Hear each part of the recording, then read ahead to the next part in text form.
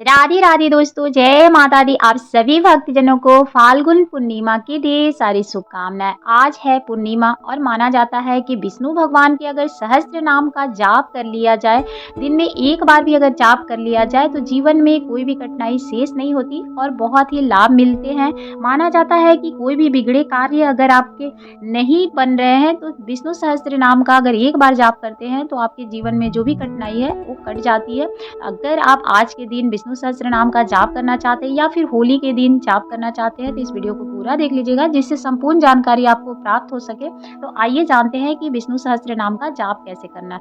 बहुत लोग की ये धारणा है कि होली में मंदिर नहीं जानी चाहिए या फिर घर में पूजा करें तो बहुत ही अच्छे से पूजा नहीं करते। तो देखिए, आप लोगों की ना सुने, आपके मन में जो है वो आप करें। माना जाता है मंदिर जाने के लिए कोई भी ऐसी निर्धारित समय नहीं है जो इस दिन मंदिर नहीं जाएंगे। अगर होली में आप मंदिर जाते हैं तो ज़रूर जाना चाहिए, क्योंकि बोला जाता है कि होली के समय भी अबीर गुलाल भगवान को भी ज़रूर चढ़ाई जाती है। तो आप ज़रूर मंदिर जाएँ, हो सके तो घर में भी विधिवत पूजा करें, मंदिर भी जा सकते हैं और नहीं अगर किसी कारणवश जा रहे हैं तो घर में भी विधिवत पूजा करके भगवान विष्णु के आशीर्वाद प्राप्त कर सकते हैं।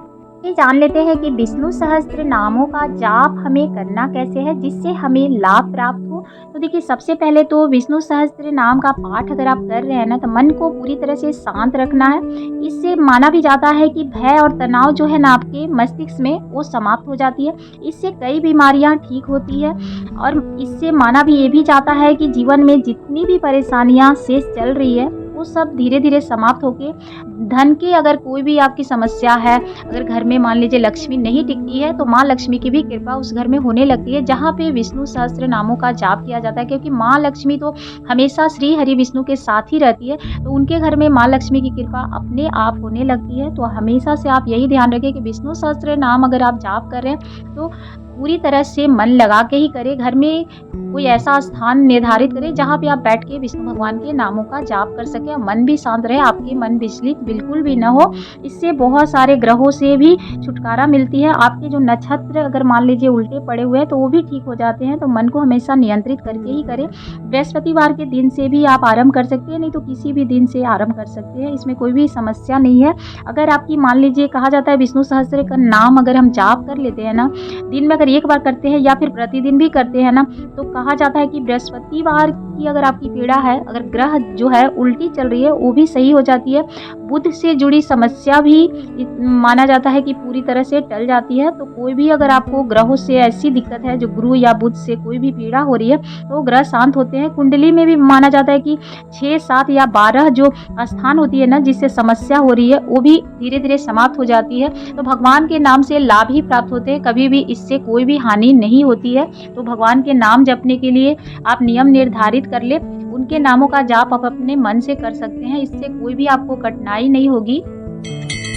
धारणा ना रखें मन में, आप किसी की भी बुराई या फिर किसी की चुगली नहीं करनी चाहिए। अगर विष्णु भगवान की आप पूजा कर रहे हैं या किसी भी देवी देवता की पूजा कर रहे हैं तो किसी की भी मतलब अनुचित बातें, मतलब कहा जाता है ना जब हम किसी की चुगली करें या किसी के बारे में बुरा सोचें, ऐसे विचार मन में नहीं लाने चाहिए। अगर भगवान के ध्यान करना है तो ऐसे भी किसी की चुगली करने से कोई भी लाभ प्राप्त नहीं होते हैं। तो आप भूल के भी ऐसे कोई कार्य न, या ऐसी कोई धारणा नहीं है, आप जिस दिन भी चाहे जप कर सकते हैं। लेकिन कहा जाता है जो गुरुवार को बेहद ही खास दिन माना जाता है, क्योंकि उस दिन भगवान श्री हरि विष्णु का दिन भी मानते हैं। और उस दिन अगर आप सहस्त्र नाम का जाप करते हैं, एक बार करें या फिर आप 108 बार भी कर सकते हैं, 51 बार भी कर सकते हैं या फिर 21 दिन का भी पाठ कर सकते हैं। माना जाता है कि विष्णु सहस्त्र नाम का अगर आप एक निर्धारित समय के लिए जाप करते हैं ना तो बहुत जल्द इसका परिणाम देखने को मिलता है और जीवन में कोई भी कठिनाई शेष नहीं रहती। बोला जाता है कि इससे अगर किसी को भी ऐसी कोई परेशानी है या जिनके घर में बच्चे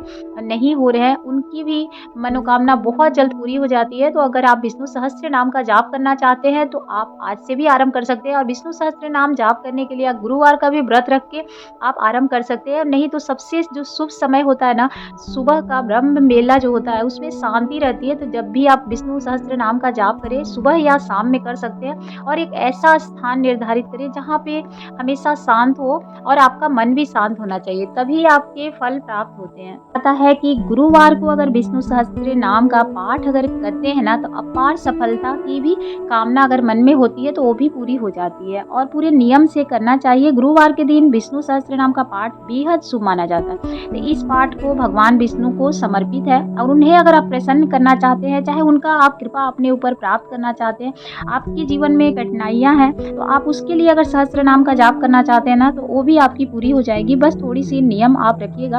अब देखिए, आज के दिन भी आप आरंभ कर सकते हैं, नहीं तो हर गुरुवार को कर सकते हैं, इसमें कोई दिक्कत नहीं है जो किस दिन करना है। पर होली के दिन भी आप चाहे तो कर सकते हैं, बहुत उस दिन फल प्राप्त होते हैं। माना जाता है कि विष्णु भगवान के नाम के जाप तो ऐसे भी आपकी कोई भी मनोकामना हो मन में वो सिद्ध हो जाती है। ये उनके नामों के जाप के साथ माँ लक्ष्मी तो अपने आप ही उनके साथ रहती है। तो आप कभी भी विष्णु भगवान के अगर नाम जपते हैं ना, तो कभी भी आपके हाथ जो होते हैं वो खाली नहीं जाते हैं। तो संतान अगर होने में जिनकी कठिनाई हो रही है, कोई ऐसी परेशानी है, तो वो भी कहते हैं ना, जब विष्णु भगवान का अगर सहस्त्र नाम का जाप अगर कर लिया जाए, दिन में एक बार भी करें, चाहे फिर एक निर्धारित समय बनाकर आप करें, तो बहुत लाभ मिलता है। तो आप देख सकते हैं कि अगर आपको कोई परेशानी है तो आप विष्णु जी का नाम जाप कर सकते हैं, लेकिन उनकी स्थापना करके अगर करते हैं ना, पूजा करके अगर मान लीजिए 5 दिन का, 21 दिन का या फिर 3 दिन का भी करते हैं तो बहुत लाभ होता है। तो सहस्त्र नाम जाप करने के सुबह या शाम में ही आपको इसके पाठ करने चाहिए, जिससे बेहद ही लाभ होगा। और माना भी जाता है कि कोई भी कार्य की अगर हम कार्यक्षेत्र में, अगर हम किसी भी कार्यक्षेत्र में कोई ऐसी तैयारी करना चाहते हैं, चाहे कोई ऐसे कार्य करना चाहते हैं, तो कभी भी भगवान के नाम से ही आरंभ होना चाहिए। तो आप कोई भी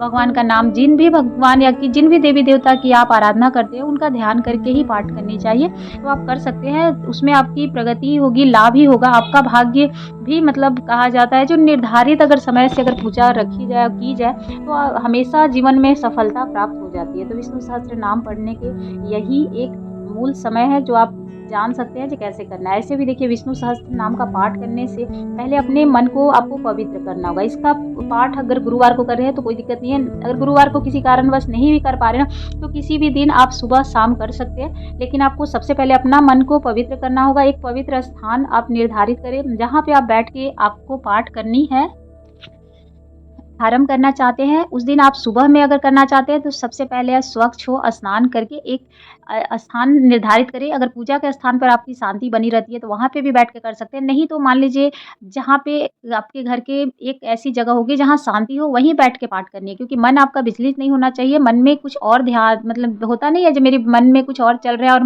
भगवान के नाम जप रहे हैं, तो आपको कोई भी फल प्राप्त नहीं होते। वैसे भी भगवान भक्ति भाव से ही प्रसन्न होते हैं और उन्हें प्रसन्न करने की आवश्यकता मनुष्य को नहीं होती। अगर आप पूरे मन से भगवान का ध्यान करते हैं ना, तो भगवान आप रूपी प्रसन्न हो जाते हैं। हमेशा कोई भी कामना के लिए भगवान को हम ध्यान से बुलाएं, ये सही नहीं है। आप जब भी पूजा करें अपने मन से करें, ये नहीं सोचे कि हम भगवान से कुछ मांगने के लिए ही पूजा करते हैं। भक्ति भाव के लिए भी आप भगवान की ध्यान कर सकते हैं। तो आपको बस पीले वस्त्र पहन के ही पाठ आरंभ करनी है और श्री हरि विष्णु का विधिवत पूजा कर सकते हैं, जैसे भगवान की पूजा होती है। और अगर बृहस्पतिवार को आप कर रहे हैं तो उस दिन चना का दाल और गुड़ जरूर मतलब अर्पित करनी चाहिए। पीली मिठाई भी नहीं तो चढ़ा सकते हैं, केला चढ़ा सकते हैं, क्योंकि उनका अति प्रिय है। तो इस तरह से विष्णु भगवान की आप पूजा करने के बाद ही आप नाम का जाप करें। आप माला से भी जाप कर सकते हैं, और नहीं तो सहस्त्र नाम अगर आपको याद है तो अति उत्तम है, नहीं याद है तो आप पढ़ के आपको उनकी सहस्त्र नाम का जाप करना है, क्योंकि छोटी सी भी गलती उल्टा प्रभाव देता है। तो कभी भी कोई भी मंत्र उच्चारण आप करते हैं तो एकदम अच्छे से उच्चारण करना है,